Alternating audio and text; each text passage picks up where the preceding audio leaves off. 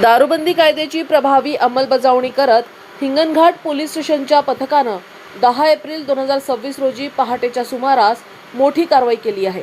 या कारवाईत विदेशी व देशी दारूसह एकूण 22,94,000 रुपयांचा मुद्देमाल जप्त करण्यात आला असून संबंधित वाहन चालकाविरुद्ध गुन्हा दाखल करण्यात आला आहे।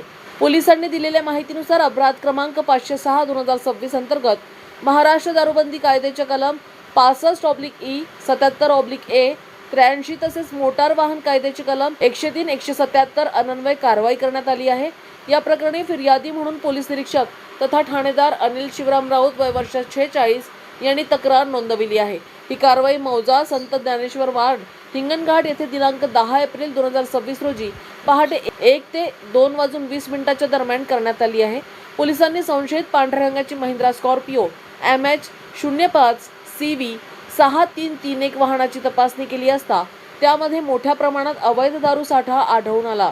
जप्त करण्यात आलेल्या मुद्देमालामध्ये रॉयल स्टॅग कंपनीची विदेशी दारू 2 लिटरचे 48 बंपर म्हणजेच 8 खोक्यांमध्ये किंमत अंदाजे 1,44,000, रॉकेट कंपनीची देशी संत्रा दारू 90 ml 6,500 नग 65 खोक्यांमध्ये किंमत अंदाजे 6,50,000, महिंद्रा स्कॉर्पिओ वाहन किंमत अंदाजे 15 लाख असा एकूण 22,94,000 रुपयाचा मुद्देमाल जप्त करण्यात आला आहे।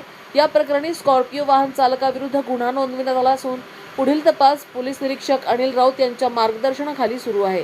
सदरची कारवाई पोलीस अधीक्षक सौरभ कुमार अग्रवाल, अप्पर पोलीस अधीक्षक सदाशिव वाघमारे व उपविभागीय पोलीस अधिकारी सुशील कुमार नायक यांच्या मार्गदर्शनाखाली पार पडली। या मोहिमेत सहपोलीस निरीक्षक दीपक वानखडे, पोलीस उपनिरीक्षक महेश इटकल तसेच पोलीस कर्मचारी अनिल केतकपुरे, दिलीप पवार, प्रवीण बोधाने, कृष्ण माने, प्रमोद दडमल, सागर समृतवार व मंगेश वाघमारे यांनी सहभाग घेतला।